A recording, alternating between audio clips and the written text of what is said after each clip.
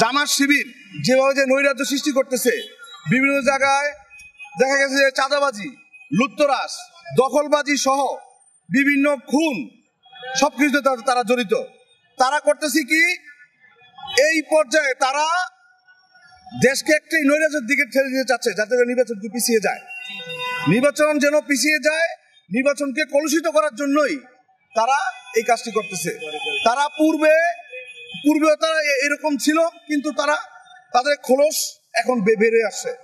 তারা আগেও যখন আমাদের আন্দোলন সংগ্রামগুলি হয়েছে, আমরা তাদেরকে আন্দোলন সংগ্রামে পাইনি, যদিও তারা আমাদের সহায়ক শক্তি ছিল, কিন্তু আন্দোলন সংগ্রামে তাদেরকে আমরা পাইনি। কিন্তু তারা ছাত্রলীগের ছত্রছায়ায়, ছাত্রলীগের পদ বহন করে তারা সবসময় রাজনৈতিক কর্মকাণ্ড চালিয়ে গেছে। এনসিপি নেতা নাহিদ ইসলাম ইদানিং বিএনপি নাকি অনেক মন্তব্য করছে, বলছে বিএনপি নাকি চাঁদাবাজ সন্ত্রাসের সাথে জড়িত এবং জামাত ইসলামের অধিকাংশ নেতৃবৃন্দ। আপনার বিষয়টা কিভাবে দেখছেন?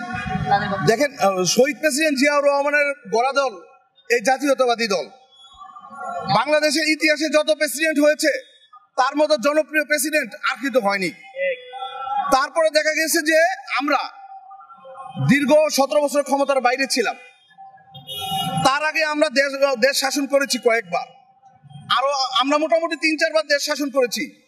আমরা যখন ক্ষমতায় ছিলাম তখন দেশে সুশাসন ছিল এবং রাজনীতিতে একে অপরের প্রতি শ্রদ্ধাবোধ এটা ছিল, যা এখন নেই। নাহিদ ইসলামের কথা, উনি আসলে ছাত্র মানুষ, এই আন্দোলনে তার ভূমিকা আছে আমরা স্বীকার করি, এবং আন্দোলনে ওনারা যেমন আন্দোলনের একটা সহায়ক শক্তি, আমরা একটা সহায়ক শক্তি ছিলাম।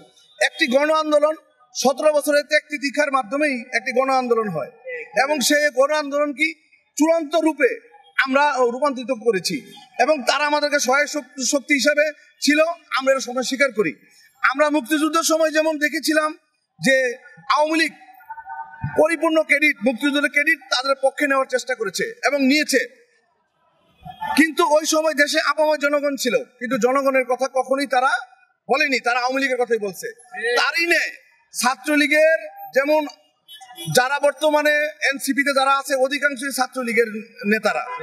তো এই ছাত্রলীগের নেতারা ওই সময় কোথায় ছিল, যখন এই যে দেশে 17 বছর ভোটবিহীন এবং এইভাবে খুন গুম হত্যার শিকার হয়েছিল।